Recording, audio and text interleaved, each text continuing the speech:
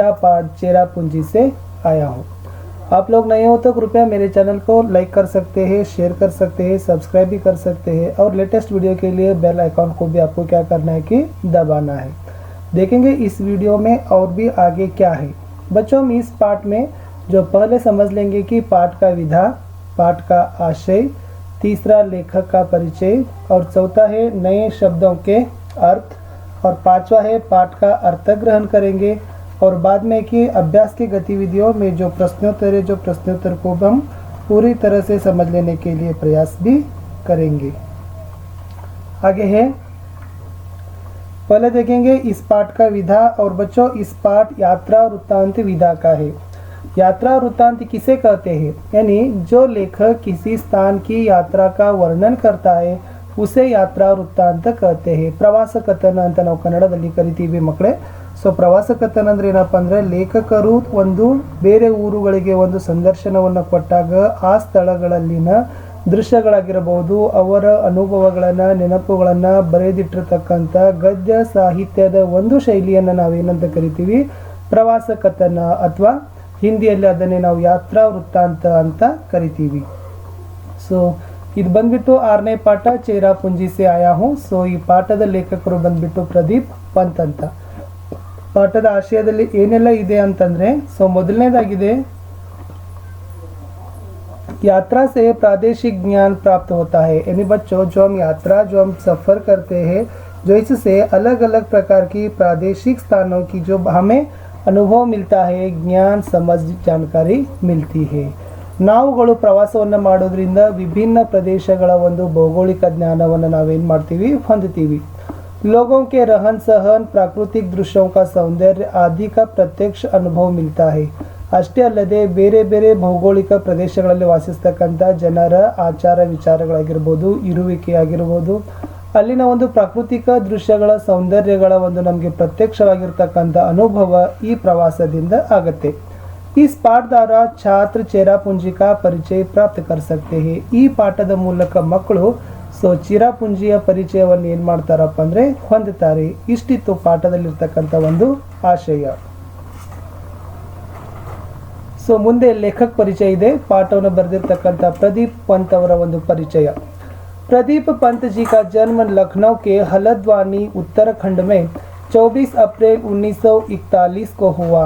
ಪ್ರದೀಪ್ ಪಂತ್ ಅವರು ಹುಟ್ಕೊಂಡಿರ್ತಕ್ಕಂಥದ್ದು ಉತ್ತರಾಖಂಡ ರಾಜ್ಯದ ಲಕ್ನೌನ ಹಲ್ದ್ವಾನಿ ಅಂತಕ್ಕಂಥ ಒಂದು ಊರಿನಲ್ಲಿ। ಯಾವಾಗಪ್ಪ ಅಂತಂದ್ರೆ 24 ಏಪ್ರಿಲ್ 1941 पंत जी के अब तक 6 उपन्यास प्रकाशित हुए हैं। ಇಲ್ಲಿಯವರೆಗೆ ಒಟ್ಟು 6 ಕಾದಂಬರಿಗಳು, ಉಪನ್ಯಾಸ ಅಂತಂದ್ರೆ ಏನಪ್ಪ ಅಂದ್ರೆ ಕಾದಂಬರಿಗಳು ಏನಾಗಿದ್ದಾವೆ? ಪ್ರಕಾಶಗೊಂಡಿದ್ದಾವೆ।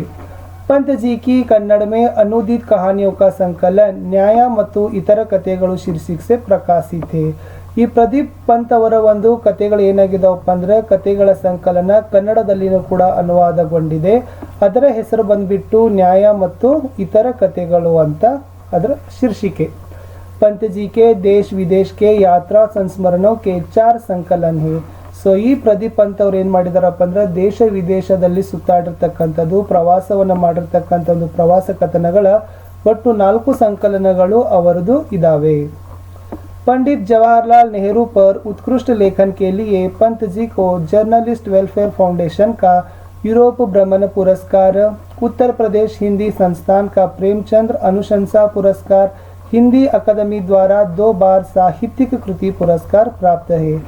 पंडित जवाहरलाल नेहरू ಅವರ ಕುರಿತಾಗಿರ್ತಕ್ಕಂಥ ಒಂದು ಉತ್ಕೃಷ್ಟವಾದ ಲೇಖನವನ್ನು ಬರೆದಿರ್ತಕ್ಕಂಥ ಪ್ರದೀಪ್ ಪಂತ್ ಅವರಿಗೆ ಜರ್ನಲಿಸ್ಟ್ ವೆಲ್ಫೇರ್ ಫೌಂಡೇಶನ್ ಅವರು ಏನು ಮಾಡಿದ್ದಾರಪ್ಪ ಅಂದ್ರೆ ಯುರೋಪ್ ಭ್ರಮಣ ಪುರಸ್ಕಾರ ಅಂತಕ್ಕಂಥ ಒಂದು ಪ್ರಶಸ್ತಿಯನ್ನು ಕೊಟ್ಟಿದ್ದಾರೆ। ಅಷ್ಟೇ ಅಲ್ಲದೆ ಉತ್ತರ ಪ್ರದೇಶದಲ್ಲಿರ್ತಕ್ಕಂಥ ಹಿಂದಿ ಸಂಸ್ಥಾನ ಅವರು ಪ್ರೇಮಚಂದ್ರ ಅನುಶಂಸಾ ಪುರಸ್ಕಾರ ಅಂತ ಕೊಟ್ಟಿದ್ದಾರೆ। ಹಿಂದಿ ಅಕಾಡೆಮಿಯಿಂದ ಅವರಿಗೆ 2 ಸಾರಿ ಸಾಹಿತ್ಯಿಕ ಕೃತಿ ಪುರಸ್ಕಾರ ಸಹಿತ ಲಭಿಸಿದೆ। साहित्यकार सम्मान और उत्कृष्ट व्यंग्य लेखन के लिए हिंदी भवन नई दिल्ली का व्यंग्यश्री सम्मान भी प्राप्त हुए हैं। ಅಷ್ಟೇ ಅಲ್ಲದೆ ಈ ಸಾಹಿತ್ಯಕಾರ ಸಮ್ಮಾನ ಮತ್ತು ಉತ್ಕೃಷ್ಟವಾಗಿರ್ತಕ್ಕಂಥ ವ್ಯಂಗ್ಯ ಲೇಖನಕ್ಕಾಗಿ ಹಿಂದಿ ಭವನ ಹೊಸ ದಿಲ್ಲಿಯವರು ಕೊಡ್ತಕ್ಕಂಥ ವ್ಯಂಗ್ಯಶ್ರೀ ಸಮ್ಮಾನ ಕೂಡ ಏನಾಗದಪ್ಪ ಅಂದ್ರೆ ಪ್ರದೀಪ್ ಪಂತ್ ಅವರ ಕೊರಳಿಗೆ ಸಿಕ್ಕಿದೆ। ಇಷ್ಟಿತ್ತು ಲೇಖಕರ ಒಂದು ಪರಿಚಯ। ಇವರು ಇರ್ತಕ್ಕಂಥ ಪ್ರಮುಖವಾಗಿರ್ತಕ್ಕಂಥ ನಮ್ಮ ಹಿಂದಿ ಸಾಹಿತ್ಯದಲ್ಲಿ ಸಿಗ್ತಕ್ಕಂಥ ಪುಸ್ತಕಗಳು ಯಾವುದಪ್ಪ ಅಂದ್ರೆ ಕುತ್ತೆ ಕಿ ಮೌತ್ ಅಂತಕ್ಕಂಥದ್ದು ಒಂದು ಪುಸ್ತಕ ಸಿಗುತ್ತೆ. ಆಮೇಲೆ ಐಸೆ ಹಮಾರೆ ಹರ್ದ ಅಂತಕ್ಕಂಥದ್ದು ಕೂಡ ಇವು ಬಹಳಷ್ಟು ರೀತಿಯಾಗಿರ್ತಕ್ಕಂಥ ಅಮೂಲ್ಯವಾದ ಕೃತಿಗಳು ನಮ್ಮ ಹಿಂದಿ ಸಾಹಿತ್ಯ ಜಗತ್ತಿಗೆ ಪ್ರದೀಪ್ ಪಂತ್ ಅವರು ಏನು ಮಾಡಿದಾರಪ್ಪ ಅಂದ್ರೆ ಕೊಡುಗೆಗಳನ್ನಾಗಿ ಕೊಟ್ಟಿದ್ದಾರೆ. बच्चों इस तस्वीर में प्रदीप पंत जी की अनमोल रचनाएं कुत्ते की मौत और ऐसे हमारे हरदा कृतियों के तस्वीर दिखाने के लिए प्रयास किया है. इन कृतियाँ इन रचनाएं हिंदी साहित्य लिए बहुत ही अनमोल है और इनके विषय ही हमारे पाठकों के लिए उनके जीवन के लिए एक रास्ता दिखाने का काम ये भी किए हैं. इन मुंदे बच्चों नए शब्दों के अर्थ पाठ पर रहे. नए शब्दों के अर्थ पर हम लोग पूरी तरह से समझने के लिए प्रयास करेंगे. बहुत सारे यहाँ पर आपको शब्द मिलेंगे, लेकिन आपको क्या करें कि नए नए शब्दों को क्या करना है कि उनका अर्थ ग्रहण करने के लिए प्रयास करना है. बच्चों पहला है कि उमड़ घुमड़ है. उमड़ घुमड़ यानी चारों ओर से घिरना, एकत्रित होना, छाना कहते हैं. और उसी प्रकार हरितिमा है. हरितिमा यानी हरियाली, हरापन, ಹಚ್ಚ ಹಸಿರು ಅಂತ ಕರಿತೀವಿ. ದರಕ್ತ್ ಅಂದ್ರೆ ಪೇಡ, ವೃಕ್ಷ, ಮರಕ್ಕೆ ಇರತಕ್ಕಂಥ ಸಮನಾರ್ಥಕವಾಗಿರ್ತಕ್ಕಂಥ ಶಬ್ದಗಳು, ಅದನ್ನೇ ದರಕ್ತ ಅಂತಾನೂ ಕೂಡ ಕರಿತೀವಿ. ಪಟ ಭರ, ಪಟ ಅಂದ್ರೆ ಭರ. ನೆಕ್ಸ್ಟ್ ಬೂದಾ ಬಾಂದಿ ಅಂತ ಇದೆ. ಸೊ ಬೂದಾ ಬಾಂದಿ ಅಂತಂದ್ರೆ ವರ್ಷ, ಮಳೆ ಅಂತೀವಿ. ಬಾದಲೋं से गिरने वाली जल की बूंदे. ಸೊ ಮೋಡಗಳಿಂದ ಬೀಳ್ತಕ್ಕಂಥ ನೀರಿನ ಹನಿಗಳನ್ನ ಸೊ ಬೂಂದಾ ಬಾಂದಿ ಅಂತ ಕರೀತಾರೆ. ಖಪತ್ ಅಂತಿದೆ. ಖಪತ್ ಅಂದ್ರೆ ಮಾಲ್ಕಿ ವಿಕ್ರಿ, ಮಾರಾಟ.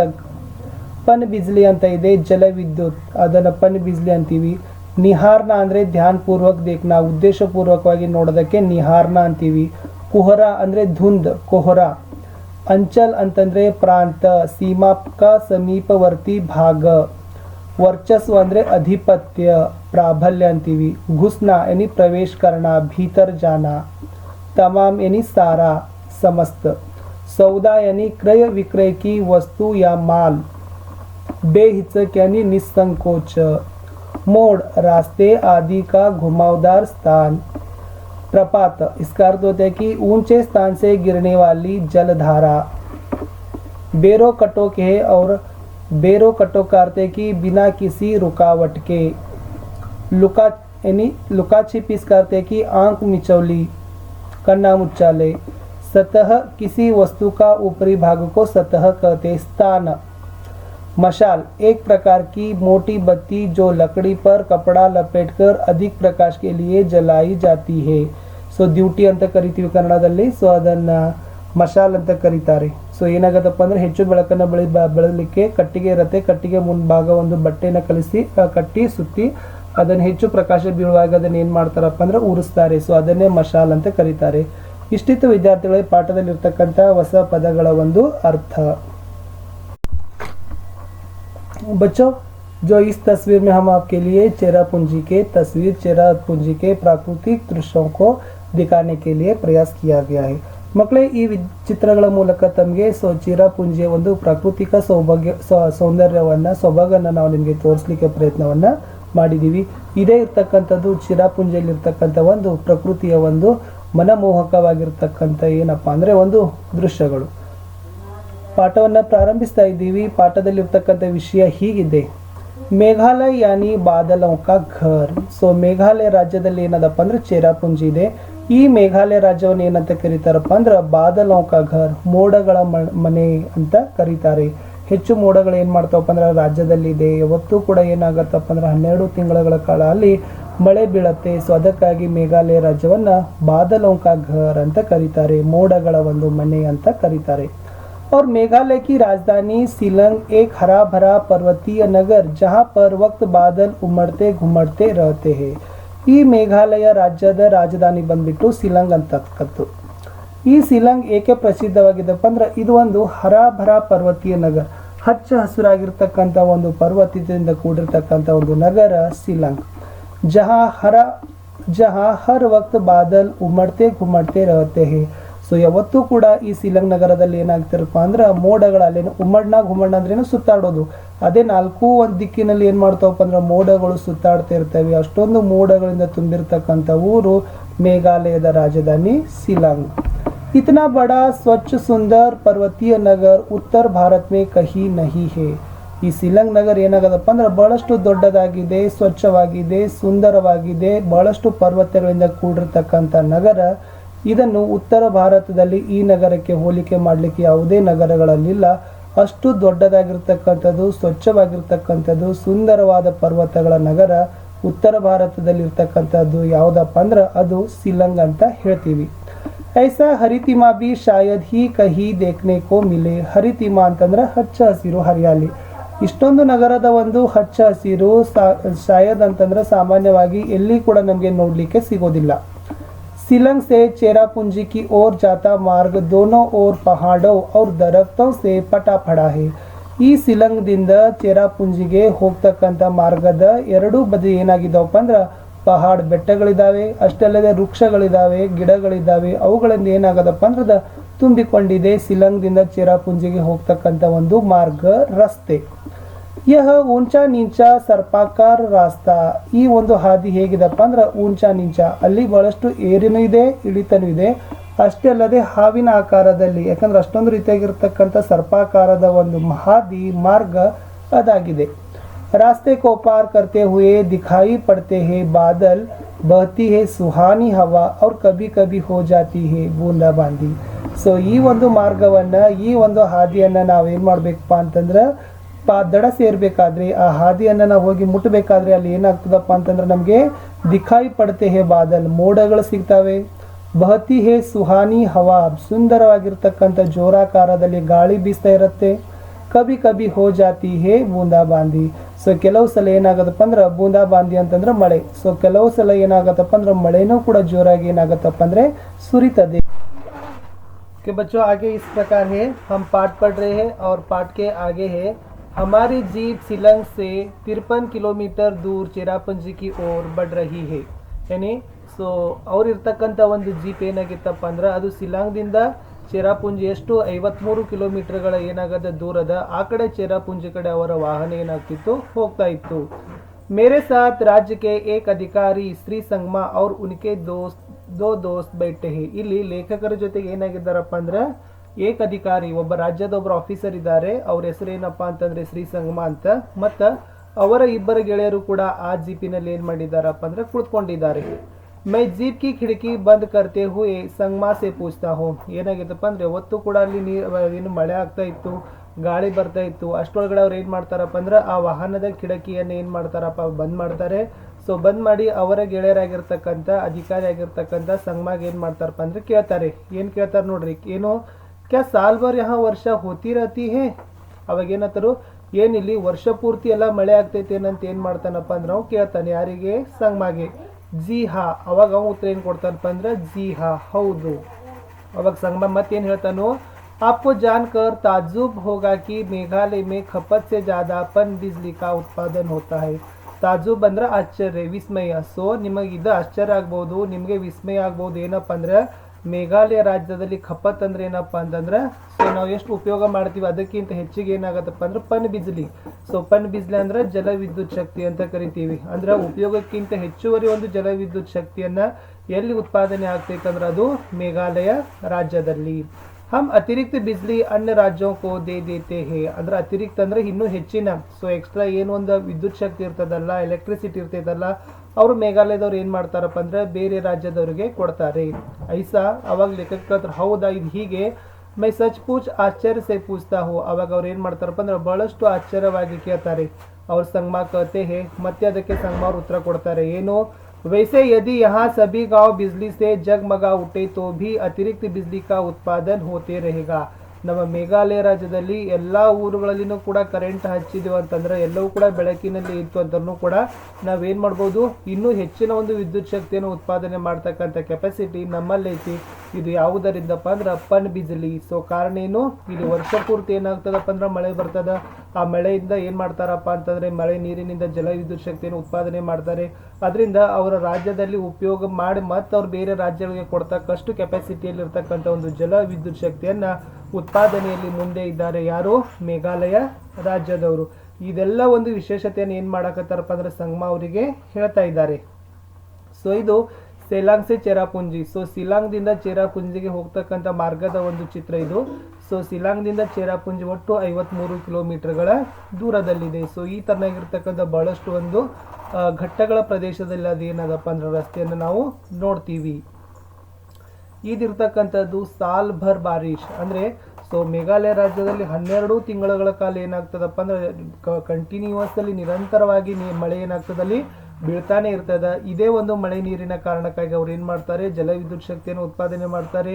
ಅವ್ರಿಗೆ ಉಪಯೋಗ ಮಾಡಿದಷ್ಟು ಮತ್ತು ಉಳಿದಿದ್ದು ಏನ್ ಮಾಡ್ತಾರಪ್ಪ ಅಂದ್ರೆ ಅನ್ಯ ರಾಜ್ಯಗಳಿಗೆ ಮಾರುವಷ್ಟು ಒಂದು ವಿದ್ಯುತ್ ಶಕ್ತಿ ಏನ್ ಮಾಡ್ತಾರೆ ಮೇಘಾಲಯ ರಾಜ್ಯದವರು ಇವತ್ತು ಉತ್ಪಾದನೆಯನ್ನು ಮಾಡೋದ್ರಲ್ಲಿ ಮುಂದೆ ಇದ್ದಾರೆ. ಸೊ ಮುಂದೆ ನೋಡೋಣ. ಹಮ್ ಪಹಾಡೋ ಕೋ ನಿಹಾರ್ತೆ ಹುಯೆ ಆಗೆ ಬಡ್ ರಹೆ ಹೇ. ನಿಹಾರ್ನ ಅಂದ್ರೆ ಏನಪ್ಪಾ ಅಂದ್ರೆ ಉದ್ದೇಶ ಪೂರ್ವಕ ದೇಖ್ನ, ಅವಲೋಕನ ಕರ್ಣ. ಅವ್ರು ಏನ್ ಮಾಡ್ತಿದ್ರಪ್ಪ ಅಂದ್ರೆ ಎಲ್ಲಾ ಬೆಟ್ಟ ಗುಡ್ಡಗಳನ್ನ ಉದ್ದೇಶ ಪೂರ್ವಕವಾಗಿ ನೋಡ್ತಾ ಅವಲೋಕನವನ್ನ ಮಾಡ್ತಾ ಮುಂದೆ ಸಾಗ್ತಾ ಇದ್ರು. ಸಡಕ್ಕೆ ಉಸ್ ಪಾರ್ ಪಹಾಡಿ ಕುಹರೆ ಸೆ ಘಿರಿ ಹುಯಿ ಹೇ. ಸೊ ಏನಾಗಿದಪ್ಪ ಅಂದ್ರೆ ರಸ್ತೆಯ ಆ ಕಡೆ ಈ ಕಡೆ ಎಲ್ಲ ಏನಪ್ಪ ಅಂದ್ರೆ ಕುಹರೆ ಅಂದ್ರೆ ಕಣಿವೆಗಳು, ಕಂದಕಗಳು ಏನಾಗಿದಪ್ಪ ಅಂದ್ರೆ ಇದ್ದವು.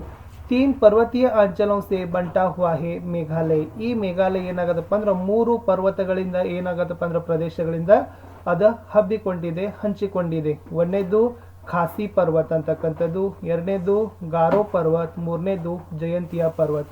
ಈ 3 ಪರ್ವತಗಳಿಂದ ಕೂಡಿಕೊಂಡಿರ್ತಕ್ಕಂಥ ರಾಜ್ಯ ಯಾವ್ದಪ್ಪ ಅಂದ್ರೆ ಮೇಘಾಲಯ.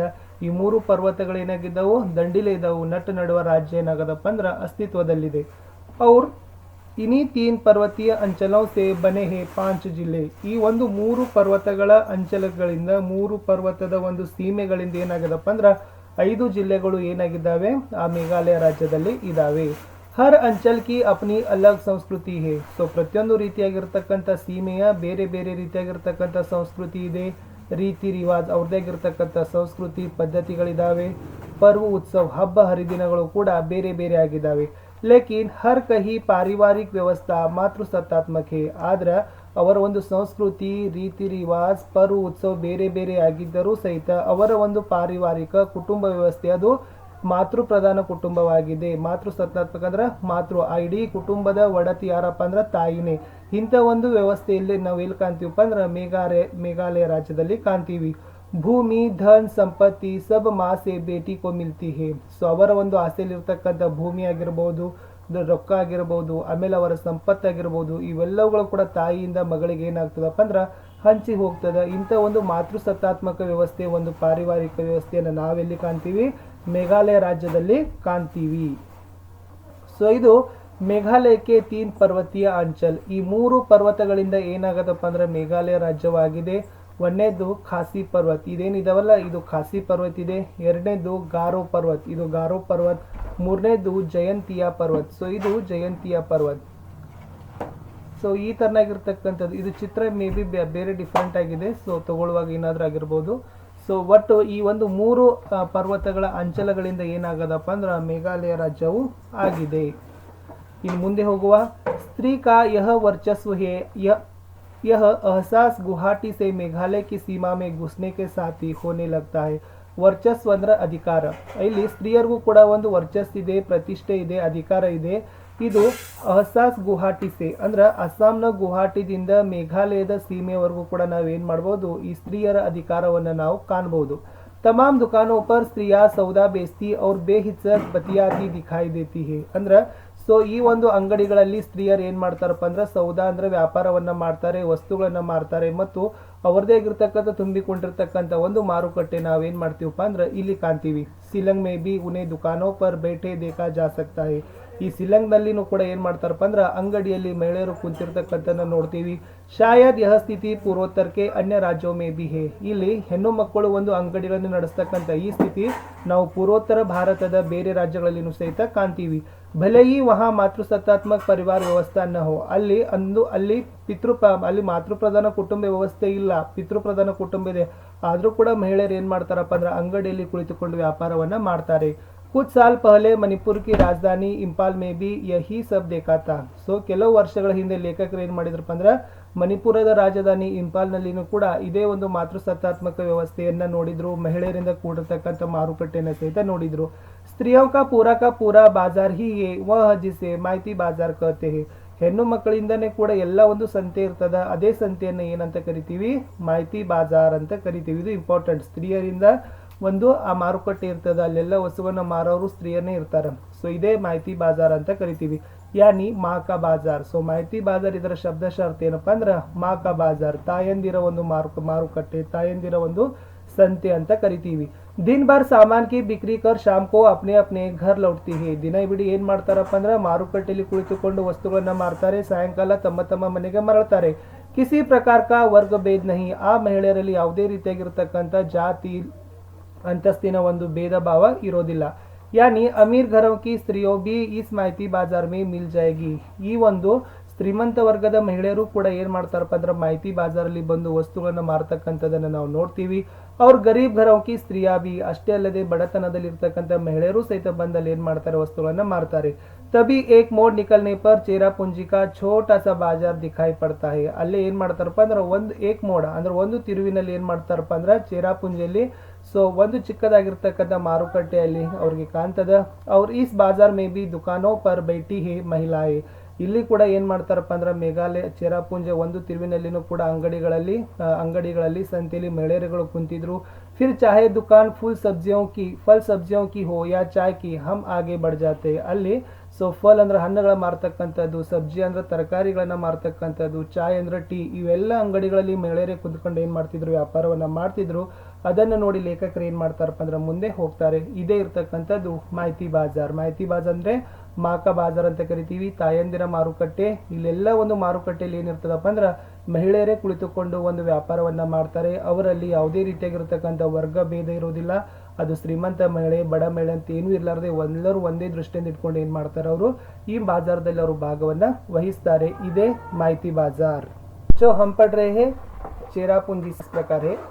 कुछ आगे बढ़कर संगमा ने जीप रुकवा दी. ಸ್ವಲ್ಪ ಮುಂದೆ ಏನಾಗ್ತದಪ್ಪ ಅಂದ್ರೆ ಹೋದ ತಕ್ಷಣ ಸೊ ಆ ರಾಜ್ಯದ ಅಧಿಕಾರಿ ಯಾರು ಶ್ರೀ ಸಂಗಮ ಇದ್ರಲ್ಲ ಅವರು ಆ ಏನನ್ನ ಜೀಪನ್ನು ಏನ್ ಮಾಡ್ತಾರೋ ನಿಲ್ಲಿಸ್ಬಿಡ್ತಾರೆ.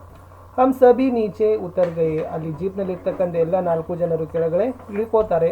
ಸಾಮ್ನೆ ದಿಖಾಯಿ ಪಡ್ ರಹಾ ಹೇ ನೋಹ ಸಂಗತಿಯಾಂಗ್ ಪ್ರಪಾತ್. ಸೊ ಅಲ್ಲಿ ಇಳಿದ ನಂತರನೇ ಮುಂದೆನೆ ಒಂದು ಏನಾಗತ್ತಪ್ಪ ಅಂದ್ರೆ ಪ್ರಪಾತ್ ಅಂದ್ರೆ ಜಲಪ್ರಪಾತ, ವಾಟರ್ ಫಾಲ್ ಸಿಗ್ತದ. ಅದೇ ಯಾವ್ದಪ್ಪ ಅಂದ್ರೆ ನೋಹ ಸಂಗತಿಯಾಂಗ್ ಅಂತ ಕರೀತಾರೆ. ಸೊ ನೋಹ ಸಂಗತಿಯಾಂಗ್ ಈ ಪ್ರಪಾತಕ್ಕೆ ಏನಂತ ಕರೀತಾರಪ್ಪ ಅಂದ್ರೆ ಮಾಸ್ಮಾಯಿ ಪ್ರಪಾತ್ ಅಂತಾನೂ ಕೂಡ ಕರೀತಾರೆ. ಸೊ ಅದ್ರದ್ದು ಮೂಲ ಹೆಸರು ಬಂದ್ಬಿಟ್ಟನೆ ನೋಹ ಸಂಗತಿಯಾಂಗ್ ಪ್ರಪಾತ.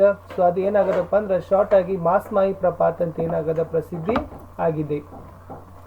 ऊंचे पहाड़ से सैकड़ों फुट नीचे पानी लगातार ಬೇರೋ ಕಟ್ಟೋ ಗಿರ್ ರಹಾ ಹೇ. ಸೊ ಉಂಚೆ ಬಹಳಷ್ಟು ಎತ್ತರವಾಗಿರ್ತಕ್ಕಂಥ ಪರ್ವತದಿಂದ ಬಹಳಷ್ಟು ನೂರಾರು ಅಡಿ ಕೆಳಗಡೆ ಏನಾಗತ್ತಪ್ಪ ನೀರು ಬೇರೋ ಕಟ್ಟೋಕ್ ಅಂದ್ರೆ ಏನಪ್ಪ ಅಂದ್ರೆ ಎಲ್ಲೂ ನಿಲ್ಲಲಾರದೆ ನಿರಂತರವಾಗಿ ಏನಾಗ್ತದೆ ನೀರಲ್ಲಿ ಕೆಳಗಡೆ ಬೀಳ್ತಾ ಇದೆ. ವಹ ದೇಖಿ ಹೇ ಸಾಮ್ನೆ ರಹಾ ಬಾಂಗ್ಲಾದೇಶ್. ಅವಾಗಲ್ಲಿ ಸಂಗಮ ಏನ್ ಹೇಳ್ತಾನಪ್ಪ ಅಂದ್ರೆ ಆ ಜಲಪ್ರಪಾತದ ಮುಂದೆಗಡೆ ಒಂದು ದೇಶ ಕಾಣ್ತಿತ್ತು. ಅದೇ ಯಾವ ದೇಶಪ್ಪ ಅಂದ್ರೆ ಬಾಂಗ್ಲಾದೇಶ್. ಸಂಗಮ ಕೆ ಸಾಥಿಯೋ ಮೈ ಸೆ ಏಕ कहता है. ಅದನ್ನ ಯಾರು ಹೇಳ್ತಾರಪ್ಪ ಅಂದ್ರೆ ಆ ಸಂಗಮ ಜೊತೆ ಏನು ಗೆಳೆಯರು ಬಂದಿರಲ್ಲ ಆ ಗೆಳೆಯರಲ್ಲಿ ಒಬ್ನೇ ಹೇಳ್ತಾರೋ ಅಲ್ಲಿ ಮುಂದೆ ನೋಡಿ ಅದು ಬಾಂಗ್ಲಾದೇಶ್ ಅಂತ. ಅಭಿ ಅಭಿ ಜಬ್ ಜೀಪ್ ಸೆ ಉತರೆ ಥೇ ಹಲ್ಕಿ ಧೂಪ್ ಥಿ. ಅವಾಗ ಅವರು ಆ ಒಂದು ವಾಹನದಿಂದ ಜೀಪಿನಿಂದ ಕೆಳಗಡೆ ಇರ್ತಾರಲ್ಲ ಅವಾಗ ಏನಪ್ಪ ಅಂದ್ರೆ ಧೂಪ್ ಅಂದ್ರೆ ಬಿಸಿಲು ಬಹಳಷ್ಟು ಕಡಿಮೆ ಬಿಸಿಲಿತ್ತು. ಅವ್ರ ಅಭಿ ಕ್ಷಣ್ ಬರ್ಬಾದ್ ಹಿ ಬಾದಲ್ ಗಿರೆ. ಅಂದ್ರೆ ಅದೇ ಒಂದು ಕ್ಷಣದಲ್ಲಿ ಏನಾಗ್ತದಪ್ಪ ಅಂತಂದ್ರೆ ಬಾದಲ್ಗಿರೆ ಮತ್ತು ಮೋಡಗಳು ಕವಿತಾವೆ. ಹಲ್ಕಿ ಹಲ್ಕಿ ವರ್ಷ ಹೋನೆಲೆಗೆ ಮತ್ತೆ ಏನಾಗ್ತದಪ್ಪ ಅಂದ್ರೆ ನಿಧಾನಗತಿಯಲ್ಲಿ ಮಳೆ ಆಗ್ಲಿಕ್ಕಲ್ಲಿ ಪ್ರಾರಂಭ ಆಗುತ್ತೆ. ಮೈ ಸಂಗಮಕ್ಕೆ ಆಗೆ ಅಪ್ನಾ ಪುರಾಣ ಸವಾಲ್ ದೊಹರಾತಾ ಹೂಂ. ಮತ್ತೆ ಅವ್ರು ಏನ್ ಮಾಡ್ತಾರಪ್ಪ ಅಂದ್ರೆ ಲೇಖಕರು ಸಂಗಮ ಅವರ ಮುಂದೆ ಮತ್ತೆ ಒಂದು ಹಳೆಯ ಪ್ರಶ್ನೆ ಏನ್ ಮಾಡ್ತಾರಪ್ಪ ಅಂದ್ರೆ ದೊಹರಾನ ಅಂದ್ರೆ ಕೇಳ್ತಾರೆ, ರಿಪೀಟ್ ಮಾಡ್ತಾರೆ. ಕ್ಯಾ ಸಾಲ್ ಭರ್ ಯಹಾ ವರ್ಷ ಹೋತಿ ರಹತಿ ಹೇ. ಮತ್ತೆ ಅದೇ ಕ್ವಶನ್ ಕೇಳ್ತಾರ ಅವ್ರೇನು ಇಲ್ಲಿ ವರ್ಷವಿಡೀ ಎಲ್ಲ ಮಳೆ ಆಗುತ್ತಾ. ಸಂಗಮ ಹಸ್ತೆ ಹುए कहते हैं पंत साहब यह चिरापुंजी है. ಅವಾಗ ಸಂಗಮ ಅವ್ರು ನಗ್ತಾ ಅವ್ರ ಪ್ರಶ್ನೆಗೆ ಉತ್ತರವನ್ನ ಕೊಡ್ತಾರೆ, ಪಂತ್ ಸಾಹೇಬ್ರೆ ಇಲ್ಲಿ ವರ್ಷ ಪೂರ್ತಿನೂ ಕೂಡ ಮಳೆ ಆಗತ್ತೆ, ಅದಕ್ಕೆ ಇದನ್ನ ಏನಂತ ಕರಿತೀವಿ, ಚೇರಾಪುಂಜಿ ಅಂತ ಕರಿತೀವಿ ಅಂತ ಸಂಗಮ ಅವ್ರು ಏನ್ ಮಾಡ್ತಾರಪ್ಪ ಅಂದ್ರೆ ಹೇಳ್ತಾರೆ. ಸೊ ಅರ್ಥ ಆಯ್ತು ಅಂತ ಅನ್ಕೊಂಡಿದ್ದೀನಿ. ನೋಹ ಸಂಗತ್ಯಾಂಗ್ ಪ್ರಪಾತ್ಗೆ ಮಾಸ್ಮಾಯಿ ಪ್ರಪಾತ್ ಅಂತ ಕರೀತಾರೆ. ಸೊ ಈ ಮಾಸ್ಮಾಯಿ ಪ್ರಪಾತದ ಮುಂದೆನೇ ಬಾಂಗ್ಲಾದೇಶ ಇದೆ. ಆಮೇಲೆ ಸೊ ಅಲ್ಲಿ ಸಂಗಮ ಅವ್ರ ಉತ್ತರವನ್ನು ಕೊಡ್ತಾರೆ ಪಂತ್ ಅವ್ರಿಗೆ ಏನಪ್ಪ ಅಂದ್ರೆ ಇಲ್ಲಿ ವರ್ಷ ಪೂರ್ತಿ ಮಳೆ ಆಗ್ತಿದೆ, ಅದಕ್ಕೆ ಇದನ್ನ ಏನಂತ ಕರಿತೀವಿ, ಚೇರಾಪುಂಜಿ ಅಂತ ಕರಿತೀವಿ ಅಂತ ಯಾರು ಹೇಳ್ತಾರಪ್ಪ ಅಂದ್ರೆ ಉತ್ತರ ಸಂಗಮ ಅವರು ಹೇಳ್ತಾರೆ. ಸೊ ಇದೇ ನಾವು ಚಿತ್ರವನ್ನು ಇಲ್ಲಿ ಕೊಂಡಿದ್ದೀನಿ. ಇದನ್ನೇ ನುಹಂಗಪತಿಯಾಂಗ್ ಅಂದ್ರೆ ಮಾಸ್ಮಾಯಿ ಪ್ರಪಾತ ಅಂತ ಕರಿತೀವಿ. ಬಹಳಷ್ಟು ಎತ್ತರದಲ್ಲಿ ಇರ್ತಕ್ಕಂಥ ಇದು ಪ್ರಪಾತ. ಈ ಪ್ರಪಾತದ ಮುಂದೆ ನೋಡಿದ ತಕ್ಷಣನೇ ನಮ್ಗೆ ಏನಾಗತ್ತಪ್ಪ ಅಂದ್ರೆ ಭಾರತದ ನೆರೆಯ ದೇಶವಾಗಿರ್ತಕ್ಕಂಥ ಬಾಂಗ್ಲಾದೇಶವನ್ನು ನಾವೇನ್ ಮಾಡ್ಬೋದು, ನೋಡ್ಬೋದು. ಸೊ ಅಷ್ಟು ಒಂದು ರೋಮಾಂಚನಕಾರಿಯಾಗಿರ್ತಕ್ಕಂಥ ಒಂದು ಪ್ರಪಾತ ಇದಾಗಿದೆ. ಮುಂದೆ ಇದೆ ಹಾ ಖಯಾಲ್ ಆಯಾ ಯಹ ಚಿರಾಪುಂಜಿ. ಖಯಾಲ್ ಅಂದ್ರೆ ಅವಾಗ ಏನಾಗ್ತದಪ್ಪ ಅಂದ್ರೆ ಅವ್ರಿಗೆ ಸಮಜ್ ಆಯಾ. ಸೊ ಅವಾಗೆ ಗೊತ್ತಾಗತ್ತೆ ಹೌದು ಇದು ಯಾವುದು ಚೇರಾಪುಂಜಿ ಇದೆ ಅಂತ ಅವನು ಹೇಳ್ತಾನೆ. समुद्र की तरह से कोई 1300 मीटर ऊपर जो विश्व में सबसे अधिक वर्षा होने वाले स्थान के लिए प्रसिद्ध है. ಇದನ್ನ ಬಹಳಷ್ಟು ಸರಿ ಪರೀಕ್ಷೆ ಒಳಗಡೆ ಕೇಳ್ತಾರೆ. ಅಂದ್ರೆ ಏನಪ್ಪ ಅಂದ್ರೆ ಚೇರಾಪುಂಜಿ ಯಾಕೆ ಪ್ರಸಿದ್ಧ ಅಂದ್ರೆ ಸಮುದ್ರ ಕಿ ಸತಹ ಅಂದ್ರೆ ಸ್ಥಾನ, ಸಮುದ್ರ ಕಿ ಸತಹ ಸೆ ಕೋಯಿ 1300 ಮೀಟರ್ ऊपर ಸಮುದ್ರ ಸ್ಥಾನದಿಂದ 1300 ಮೀಟರ್ ಎತ್ತರದಲ್ಲಿ ಜೋ ವಿಶ್ವ ಮೇ ಸಬ್ಸೆ ಅಧಿಕ ವರ್ಷ ಹೋನೆ ವಾಲೆ ಸ್ಥಾನ ಕೆ ಲಿಯೆ ಪ್ರಸಿದ್ಧ है. ಅದು ವಿಶ್ವದಲ್ಲಿ ಅತಿ ಹೆಚ್ಚು ಮಳೆ ಬೀಳತಕ್ಕಂತ ಒಂದು ಸ್ಥಾನಕ್ಕೆ ಈ ಚೇರಾಪುಂಜಿ ಏನಾಗದಪ್ಪ ಅಂದ್ರೆ ಪ್ರಸಿದ್ಧಿಯಾಗಿದೆ. ಸಮುದ್ರ ಸ್ಥಾನದಿಂದ 1300 मीटर ऊपर ಅಂದ್ರೆ 1300 ಮೀಟರ್ ಎತ್ತರದಲ್ಲಿ. ಓಕೆ, हम लोग कभी कल कल छल छल करते प्रपात को निहार रहे हैं. ಈಗೂ ಕೂಡ ಅವ್ರು ಎಲ್ಲಿದ್ದಾರಪ್ಪ ಅಂದ್ರೆ ಮಾಸ್ಮಾಯಿ ಪ್ರಪಾತದಲ್ಲಿದ್ದಾರೆ. ಅಲ್ಲಿ ನೀರು ಏನಾಗತ್ತದಪ್ಪ ಅಂದ್ರೆ ಕಲ ಕಲ ಛಲ ಛಲ ಅಂತಕ್ಕಂಥದ್ದು ಹರಿತಾ ಇದೆ. ಆ ಎಲ್ಲ ಒಂದು ಜಲಪ್ರಪಾತವನ್ನು ಅವ್ರು ಏನ್ ಮಾಡ್ಲಿಕ್ಕತ್ತಿದ್ದಾರೆ, ಅವಲೋಕನವನ್ನ ಮಾಡ್ತಾ ಇದ್ದಾರೆ, ನೋಡ್ತಾ ಇದ್ದಾರೆ. ಕಭಿ ಪಾನಿ ಸೆ ಧೀರೆ ಬಾಂಗ್ಲಾದೇಶ್ ಕೆ ಭೂಭಾಗಕ್ಕೋ, ಅಲ್ಲಿ ಆ ಒಂದು ಪರ್ವತನೂ ಕೂಡ ಏನಾಗದಪ್ಪ ಅಂದ್ರೆ ಬಾಂಗ್ಲಾದೇಶಿಗೆ ಸುತ್ತುವರೆದಿದೆ. ಸೊ ಅದನ್ನು ಕೂಡ ಅವ್ರು ಏನ್ ಮಾಡ್ತಾರಪ್ಪ ಅಂದ್ರೆ ಎಲ್ಲ ಗೆಳೆಯರು ಆ ಒಂದು ಜಲಪ್ರಪಾತದ ಸುತ್ತಲಿರ್ತಕ್ಕಂಥ ಒಂದು ಪ್ರದೇಶವನ್ನ ಅವಲೋಕನವನ್ನ ಮಾಡ್ತಾರೆ. ವರ್ಷ ಫಿರ್ ಬಂದ್ ಹೋಗೈ, ಅಷ್ಟೊಳಗಡೆ ಏನಾಗ್ತದಪ್ಪ ಅಂದ್ರೆ ಮಳೆ ನಿಂತು ಹೋಗ್ತದ. ಧೂಪ್ ಫಿರ್ ಖಿಲ್ ಆಯಿ, ಮತ್ತೇನಾಗ್ತದಪ್ಪ ಅಂದ್ರೆ ಬಿಸಿಲು ಬೀಳ್ತದ. इसी तरह वर्षा धूप कोहरे की लुका छिपी का खेल चलता रहता है. ಅಲ್ಲೇ ಏನಾಗತ್ತಪ್ಪ ಅಂದ್ರೆ ಇದೇ ತರನಾಗಿ ವರ್ಷ ಅಂದ್ರೆ ಮಳೆ, ಧೂಪ್ ಅಂದ್ರೆ ಬಿಸಿಲು. ಸೊ ಹಾಗೆ ಸ್ವಲ್ಪ ಬಿಸಿಲು ಬಿತ್ತಂದ್ರೆ ಮತ್ತೆ ಮಳೆ ಬರುತ್ತೆ, ಮತ್ತೆ ಮಳೆ ಬಿತ್ತು ಬಿಸಿಲು, ಇದೆಲ್ಲನೂ ಕೂಡ ಈ ಆಟ ನಡೀತಾನೆ ಇರುತ್ತೆ ಅಲ್ಲಿ. ಹಮ್ ಲೋಗ್ ಅಬ್ ಜೀಪ್ ಮೇ ಬೇಟ್ಕರ್ ಲೌಟ್ ರಹೇ ಹೇ, ಇದೆಲ್ಲ ನೋಡಿದ ನಂತರ ಅವ್ರು ಮತ್ತೆ ಏನ್ ಮಾಡ್ತಾರೆ, ಅವರ ಜೀಪಿನಲ್ಲಿ ಕುಳಿತು ಮರಳಿ ಬರ್ಲಿಕ್ಕೆ ಅವ್ರು ಏನಾಗ್ತಾರಪ್ಪ ಅಂದ್ರೆ ಬರ್ತಾರೆ. ಸಂಗಮ ರಾಸ್ತೆ ಮೇ ಖಾಸಿ ಜಯಂತಿಯಾ और गारो पहाड़ियों के लोगों के बारे में बताने लगते हैं. ಆವಾಗ ಆ ಜೀಪಿನಲ್ಲಿರ್ತಕ್ಕಂಥ ಎಲ್ಲ ಲೇಖಕರ ಗೆಳೆಯರಿಗೆ ಆ ಸಂಗಮ ಅವ್ರು ಏನ್ ಮಾಡ್ತಾರಪ್ಪ ಅಂದ್ರೆ ಖಾಸಿ ಜನಾಂಗ ಆಗಿರ್ಬೋದು, ಜಯಂತಿಯ ಜನಾಂಗ ಮತ್ತು ಗಾರೋ ಜನಾಂಗದಲ್ಲಿ ಯಾವೊಂದು ಆಯಾ ಪರ್ವತಗಳಲ್ಲಿ ಇರ್ತಕ್ಕಂಥ ಜನರ ಒಂದು ಏನ್ ಮಾಡ್ತಾರಪ್ಪ ಅಂದ್ರೆ ವಿಶೇಷತೆ, ಸಂಸ್ಕೃತಿ, ಆಚಾರ ವಿಚಾರವನ್ನು ಅವ್ರು ಏನ್ ಮಾಡ್ತಾರೆ ಹೇಳಲಿಕ್ಕೆ ಪ್ರಯತ್ನವನ್ನ ಮಾಡ್ತಾರೆ. ಯಾಕಂದ್ರೆ ಖಾಸಿ ಜನಾಂಗದ ಒಂದು ಸಂಸ್ಕೃತಿ ಬೇರೆ ಇದೆ, ಆಚಾರ ವಿಚಾರ ಬೇರೆ ಇದೆ, ಉಡುಗೆ ತೊಡುಗೆ ಬೇರೆ ಇದೆ. ಅದೇ ತರನಾಗಿ ಜಯಂತಿಯ ಜನಾಂಗದನ್ನು ಕೂಡ ಇವೆಲ್ಲ ಬುಡಕಟ್ಟು ಜನಾಂಗಗಳು, ಖಾಸಿ, ಜಯಂತಿಯ, ಗಾರೋ, ಇವೆಲ್ಲ ಬೇರೆ ಬೇರೆ ರೀತಿಯಾಗಿರ್ತಕ್ಕಂಥ ಬುಡಕಟ್ಟು ಜನಾಂಗಗಳ ಸಂಸ್ಕೃತಿ, ಆಚಾರ ವಿಚಾರ ಇವೆಲ್ಲವುಗಳನ್ನ ಏನ್ ಮಾಡ್ತಾರಪ್ಪ ಅಂದ್ರೆ ಎಳೆ ಎಳೆಯಾಗಿ ಅವರೆಲ್ಲ ಗೆಳೆಯರ ಬಳಗಕ್ಕೆ ಸಂಗಮ ಅವ್ರು ಏನ್ ಮಾಡ್ತಾರೆ, ವಿವರಣೆಯನ್ನ ಕೊಡ್ತಾರೆ. वे कहते हैं, ಅಷ್ಟೇ ಅಲ್ಲದೆ ಮತ್ತೆ ಹೇಳ್ತಾರೆ, ಖಾಸಿಯೋ ಕೋ ಯಹಾ ಸಮ್ಮಾನ್ ಕಿ ದೃಷ್ಟಿ ಸೆ ದೇಖಾ ಜಾತಾ ಹೈ. ಅಷ್ಟೇ ಅಲ್ಲದೆ ಈ ಮೂರರಲ್ಲಿನೂ ಕೂಡ ಅತಿ ಹೆಚ್ಚು ಒಂದು ಬಹಳಷ್ಟು ಗೌರವ ಆಧಾರವಾಗಿ ನೋಡ್ತಕ್ಕಂಥ ಜನಾಂಗ ಯಾವಪ್ಪ ಅಂದ್ರೆ ಖಾಸಿ ಜನಾಂಗಕ್ಕಂತ ಕರೀತಾರೆ. करीब 6 लाख गारो लोगों की मातृभूमि है गारो पर्वतमाला है. ಇಲ್ಲೇನು ಇನ್ನೊಂದು ಗಾರೋ ಜನಾಂಗ ಬರುತ್ತಲ್ಲ, ಆ ಗಾರೋ ಜನಾಂಗದಲ್ಲಿ ಸುಮಾರು 6 ಲಕ್ಷ ಗಾರೋ ಜನರು ಏನ್ ಮಾಡಿದ್ದಾರೆ, ಆ ಗಾರೋ ಪರ್ವತ ಪ್ರದೇಶಗಳಲ್ಲಿ ಏನ್ ಮಾಡಿದ್ದಾರೆ, ನೆಲೆಯೂರಿದ್ದಾರೆ. ಯಹ ಮಾನಾ ಜಾತಾ ಹೇ ಕಿ ಗಾರೋ ಸಮೂಹ ಬೋಡೋ ಜಾತಿ ಕಾ ಅಂಗ ಹೇ. ಈ ಗಾರೋ ಸಮೂಹ ಅಂತ ಏನಾಗೈತಲ್ಲ ಅದು ಬೋಡೋ ಜನಾಂಗ ಇದೆ, ಆ ಬೋಡೋ ಜನಾಂಗದ ಒಂದು ಭಾಗ ಅಂತ ಗಾರೋ ಸಮೂಹವನ್ನು ಏನ್ ಮಾಡ್ತಾರೆ ಹೇಳ್ತಾರೆ. ನೋಂಗ ಕ್ರೇಮ್ ಖಾಸಿಯೋ ಕಾ ಪ್ರಮುಖ ನೃತ್ಯ ಹೇ. ಇಲ್ಲಿ ಖಾಸಿ ಜನಾಂಗ ಕೂಡ ವಿಶಿಷ್ಟವಾಗಿರ್ತಕ್ಕಂಥ ಜನಾಂಗ, ಅತಿ ಗೌರವಯುತವಾಗಿರ್ತಕ್ಕಂಥ ಜನಾಂಗ. ಇಲ್ಲಿ ಇವರ ಒಂದು ಪ್ರಮುಖವಾಗಿರ್ತಕ್ಕಂಥ ನೃತ್ಯ ಕಲೆ ಯಾವುದಪ್ಪ ಅಂತಂದ್ರ ನೋಂಗು ಕ್ರೇಮ್ ಅಂತ ಕರೀತಾರೆ. ಇದೇ ಒಂದು ನೋಂಗು ಕ್ರೇಮ್ ಒಂದು ನೃತ್ಯದ ಒಂದು ದೃಶ್ಯವನ್ನ ನಿಮ್ಮ ಪುಸ್ತಕದಲ್ಲಿ ಕೊಟ್ಟಿದ್ದಾರೆ. ಸೊ ಅದನ್ನು ನೋಡಬಹುದು. ಇದಿರ್ತಕ್ಕಂಥದ್ದು ಖಾಸಿ ಜನರ ಒಂದು ಏನು ಸಾಂಪ್ರದಾಯಿಕವಾಗಿರ್ತಕ್ಕಂಥ ಒಂದು ನೃತ್ಯ ಅಂತ ಕರಿತೀವಿ. ಜಯಂತಿಯ ಪಹಾಡಿಯೋಂಕೆ ಉತ್ಸವಕ ನಾಮೆ ಬೆಹಡೇನ್ ಖಲಾಮ್. ಅಷ್ಟೇ ಅಲ್ಲದೆ ಇಲ್ಲಿ ನೋಂಗು ಕ್ರೇಮ್ ಅಂತಕ್ಕಂಥದ್ದು ಖಾಸಿ ಜನಾಂಗದ ಒಂದು ನೃತ್ಯ ಆಗಿದ್ರೆ, ಆಮೇಲೆ ಬೆಹಡೇನ್ ಖಲಾಮ್ ಅಂತಕ್ಕಂಥದ್ದು ಯಾರಪ್ಪ ಅಂದ್ರೆ ಜಯಂತಿಯ ಜನಾಂಗದವರು ಆಗಿರ್ತಕ್ಕಂಥ ಒಂದು ನೃತ್ಯ. ಇಷ್ಟಿತ್ತು ಏನಪ್ಪಾ ಅಂದ್ರೆ ಆ ಮರಳಿ ಹೋಗುವಾಗ ಸಂಗಮ ಅವ್ರು ಏನ್ ಮಾಡ್ತಾರೆ, ಅವರ ಗೆಳೆಯರಿಗೆ ಈ ಮೂರು ಜನಾಂಗಗಳ ವಿಶೇಷತೆಯನ್ನು ಹೇಳ್ತಾರೆ. ಅಂದ್ರೆ ಏನ್ ಹೇಳ್ತೀನಿ ಇನ್ನೊಂದ್ಸರಿ ಹೇಳ್ತೀನಿ ನೋಡಿ. ಅಲ್ಲಿ ಆ ಒಂದು ಪರ್ವತ ಪ್ರದೇಶದಲ್ಲಿ ಮಾಸ್ಮಾಯಿ ಪ್ರಪಾತದಲ್ಲಿ ಕೆಲವೊಂದಿಷ್ಟು ಮಳೆನೂ ಬೀಳುತ್ತೆ, ಬಿಸಿಲು ಬೀಳುತ್ತೆ. ಮರಳಿ ಬರುವಾಗ ಸಂಗಮ ಅವ್ರು ಏನ್ ಮಾಡ್ತಾರಪ್ಪ ಅಂದ್ರೆ ಖಾಸಿ ಜನಾಂಗ, ಜಯಂತಿಯ ಜನಾಂಗ ಮತ್ತು ಗಾರೋ ಜನಾಂಗ ಆಯಾ ಪರ್ವತಗಳಲ್ಲಿ ವಾಸಿಸ್ತಕ್ಕಂಥ ಜನರ ಸಂಸ್ಕೃತಿ, ಆಚಾರ ವಿಚಾರ, ಉಡುಗೆ ತೊಡುಗೆಗಳ ಕುರಿತು ಎಲ್ಲರಿಗೂ ಕೂಡ ಹೇಳ್ತಾರೆ. ಇವೆಲ್ಲರಿಗೂ ಕೂಡ ಹೆಚ್ಚಾಗಿ ಖಾಸಿ ಜನಾಂಗದವ್ರನ್ನ ಏನ್ ಮಾಡ್ತಾರಪ್ಪ ಅಂದ್ರೆ ಬಹಳಷ್ಟು ಗೌರವಯುತವಾಗಿ ನೋಡ್ಕೊಳ್ತಾರೆ. ಸುಮಾರು 6 ಲಕ್ಷ ಜನಾಂಗವನ್ನ ಜನಸಂಖ್ಯೆಯನ್ನು ಇದೆ ಯಾವಪ್ಪ ಅಂದ್ರೆ ಗಾರೋ ಜನಾಂಗದಲ್ಲಿ. ಅವರೆಲ್ಲ ಗಾರೋ ಪರ್ವತ ವಲಯಗಳಲ್ಲಿ ಏನ್ ಮಾಡಿದ್ದಾರೆ, ವಾಸವಾಗಿದ್ದಾರೆ. ಅಷ್ಟೇ ಅಲ್ಲದೆ ಈ ಗಾರೋ ಜನಾಂಗವನ್ನು ನಾವು ಬೋಡೋ ಜಾತಿಯ ಒಂದು ಅಂಗ ಅಂತ ನಂಬ್ಕೊಂಡಿವಿ. ಇಲ್ಲಿ ಮುಖ್ಯವಾಗಿ 2 ನೃತ್ಯಗಳನ್ನು ನೆನಪಿನ ಇಟ್ಕೊಳ್ಬೇಕು. ಒಂದನೇದು ನೋಂಗ್ ಕ್ರೇಮ್, ಎರಡನೇದು ಬೆಹಡೇನ್ ಖಲಾಮ್. ಈ ನೋಂಗ್ ಕ್ರೇಮ್ ಅಂತಕ್ಕಂಥದ್ದು ಖಾಸಿ ಜನರ ಒಂದು ನೃತ್ಯ ಆದ್ರೆ ಬೆಹಡೋನ್ ಖಲಾಮ್ ಅಂತಕ್ಕಂಥದ್ದು ಏನಪ್ಪಾ ಅಂದ್ರೆ ಜಯಂತಿಯ ಪಹಾಡಿಗಳಲ್ಲಿ ಮಾಡ್ತಕ್ಕಂಥ ಒಂದು ನೃತ್ಯ ಆಗಿತ್ತು. बच्चों हम पढ़ रहे चेरापूंजी से आया हूँ पाठ पर. आगे चलकर एक स्थान पर जीप रुकती है, यानी लेखक और उनके साथी बैठे हैं, वह जीप आगे जाकर क्या करती है कि रुकती है. ಏನು ಲೇಖಕರು ಮತ್ತು ಅವರ ಗೆಳೆಯರು ಕುಂತಿದಾರಲ್ಲ, ಆ ಒಂದು ಜೀಪ್ ಏನಾಗತ್ತಪ್ಪ ಅಂದ್ರೆ ಮುಂದೆ ಹೋಗಿ ನಿಲ್ತದ. हम उतरते हैं, वे लोग उतर गए, ಅವರು ಕೆಳಗಿಳಿತಾರೆ. बगल में एक विशाल गोलाकार ವಿಶಾಲ್ ಪತ್ತರ್ ಹೇ. ಸೊ ಅದರ ಬದಿಯಲ್ಲೇನೆ ಸೈಡಲ್ಲಿ ಏನಿತ್ತು ಅಂದ್ರೆ ಒಂದು ಗೋಲಾಕಾರವಾಗಿರ್ತಕ್ಕಂಥ ವಿಶಾಲವಾಗಿರ್ತಕ್ಕಂಥ ದೊಡ್ಡದಾದ ಒಂದು ಕಲ್ಲಿತ್ತು. ಸಂಗಮ ಬತಾತೆ ಹೇ, ಅದನ್ನ ನೋಡಿದ ಕೂಡಲೇ ಸಂಗಮ ಅವರು ಹೇಳ್ತಾರೆ, ಯಹ ಪ್ರಾಕೃತಿಕ್ ಶಿವಲಿಂಗ ಹೇ. ಇದೇನು ಗೋಲಾಕಾರವಾಗಿರ್ತಕ್ಕಂಥ ವಿಶಾಲವಾದ ಕಲ್ಲಿದೆಯಲ್ಲ, ಇದು ಪ್ರಾಕೃತಿಕವಾಗಿರ್ತಕ್ಕಂಥ ಶಿವಲಿಂಗ, ಪ್ರಕೃತಿಯಲ್ಲಿನೇ ಕೂಡ ಶಿವಲಿಂಗನ ಹಾಗೆ ಏನಾಗಿದೆ, ಇದು ನಿರ್ಮಾಣವಾಗಿದೆ. ಸಚ್ಮುಚ್ ಪ್ರಕೃತಿ ಕಾ ಆಶ್ಚರ್ಯ ಹೇ. ನಿಜಕ್ಕೂ ಕೂಡ ಏನದಪ್ಪ ಅಂದ್ರೆ ಇದೊಂದು ಪ್ರಕೃತಿಯ ಒಂದು ಆಶ್ಚರ್ಯ ವಿಸ್ಮಯ ಆಗಿದೆ. ಯಾವುದು? ಪ್ರಾಕೃತಿಕ ಶಿವಲಿಂಗ. ಅವ್ರ ಆಶ್ಚರ್ಯ ತೋ ಮಾಸ್ಮಾಯಿ ಗಾಂವ್ ಕಿ ಗುಫಾ ಎ ಬಿ ಹೇ. ಇನ್ನೊಂದು ಆಶ್ಚರ್ಯ ಏನಪ್ಪ ಅಂದ್ರೆ ಅಲ್ಲಿ ಪ್ರಾಕೃತಿಕ ಶಿವಲಿಂಗ ಇದೆ. ಎರಡನೇದು ಮಾಸ್ಮಾಯಿ ಗಾಂವ್ ಕಿ ಗುಫಾ ಅಂದ್ರೆ ಗುಹೆಗಳು, ಕೇವ್ಸ್. ಅಷ್ಟೇ ಅಲ್ಲದಲ್ಲಿ ಏನಿದಾವಪ್ಪ ಅಂದ್ರೆ ಗುಹೆಗಳ ಸಹಿತನೂ ಇದಾವೆ. ಹಮಾರಿ ಜೀಪ್ ಇನ್ ಗುಫಾओं के पास रुकती है. ಅವರ ಒಂದಿರ್ತಕ್ಕಂಥ ಜೀಪ್ ಏನಾಗ್ತದ, ಆ ಗುಹೆಗಳ ಬಳಿ ಹೋಗಿ ನಿಲ್ತದ. गुफाएं इतनी अंधेरी है कि मशाल या टार्च जलाए बिना उनमें प्रवेश नहीं कर सकते. ಆ ಗುಹೆಗಳಲ್ಲಿ ಬಹಳಷ್ಟು ಕತ್ತಲೆ ಇತ್ತು. ಅಲ್ಲಿ ಯಾವುದೇ ರೀತಿಯಾಗಿರ್ತಕ್ಕಂಥ ಮಶಾಲ್ ಅಂದ್ರೆ ಕಟ್ಟಿಗೆಗೆ ಒಂದು ಅರವೆ ಸುತ್ತೋದು, ಎಣ್ಣೆ ಹಾಕಿ ದೀಪವನ್ನಾಗಿ ಮಾಡೋದು, ಅಥವಾ ಟಾರ್ಚ್, ಓಕೆ, ಕಂದಿಲನ್ನ ಬಳಸಿನೇ ಏನ್ ಮಾಡಬಹುದಾಗಿತ್ತು, ಆ ಗುಹೆಗಳಲ್ಲಿ ಒಳಗಡೆ ಪ್ರವೇಶವನ್ನು ಹೊಂದಬೇಕಾಗಿತ್ತು. ಅಷ್ಟೊಂದು ಒಂದು ಕತ್ತಲೆ ಆ ಗುಹೆಗಳಲ್ಲಿ ಏನಾಗಿತ್ತಪ್ಪ ಅಂದ್ರೆ ಇತ್ತು. ಸಂಗಮ ಕಾ ಏಕ್ ಸಾಥಿ कहता है हमने मशाले जला ली है और हम गुफाओं के अंदर आगे बढ़ रहे. ಅವಾಗ ಆ ಸಂಗಮನ ಗೆಳೆಯ ಏನ್ ಹೇಳ್ತಾನಪ್ಪ ಅಂದ್ರೆ, ನಾವು ಈ ಮಶಾಲ್ಗಳನ್ನ ದಿವಟಿಗೆಗಳನ್ನ ಏನ್ ಮಾಡೋನು, ಬೆಳಗಿಸೋನು ಮತ್ತು ಈ ಗುಹೆಯ ಒಳಗಡೆ ಹೋಗೋನು ಅಂತ ಹೇಳ್ತಾರೆ.